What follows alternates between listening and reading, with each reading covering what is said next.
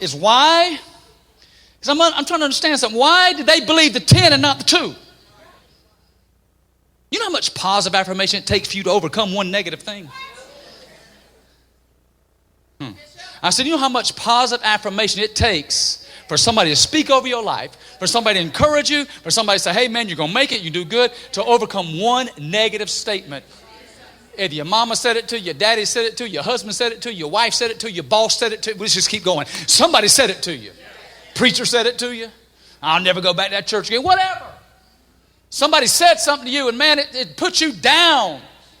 You're in the same situation other people are. Why do some people come out and some don't? I'm just wondering these questions of where's the confidence in God at? And we're human beings. I understand that. We're all human. We all struggle with stuff. We all go through issues, but it's the same situation. Why did they believe 10 and not the 2? They all saw the evidence, but they listened to a different report. How does faith come? How does faith come?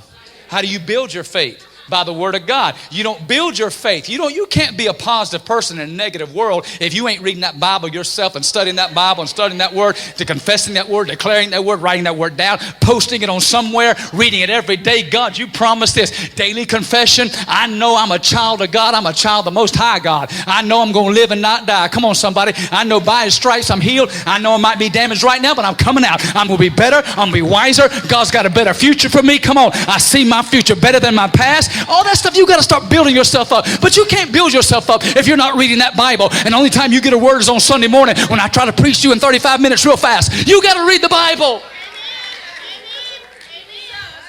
Faith comes by hearing, hearing by the Word of God. 2 of them said, Joshua and Caleb said, let's go, man. Let's go. We're well able. We can do it. Here's what trips me out. I'm going to move on.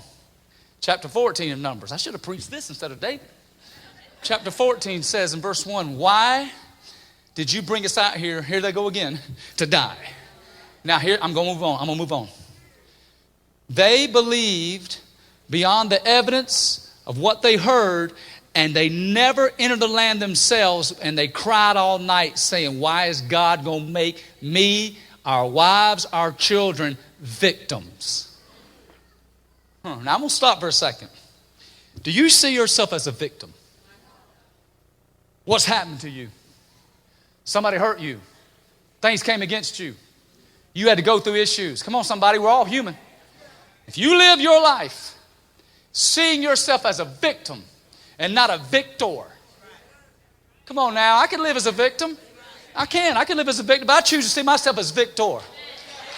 If you see yourself, how do you see yourself, man? What did they say how they saw themselves? Here's what they said. They said, we are like grasshoppers.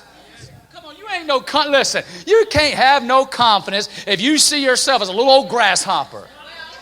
We see ourselves as grasshoppers, and they see us the way we see ourselves. Come on now, somebody. See, how you see yourself is how other people going to see you. If you walk in the room, ain't nobody defeated. You got to walk in the room with your head up. You got to walk in the room knowing you are somebody. You got to walk in the room acting like you've been there before, acting like you know who you are.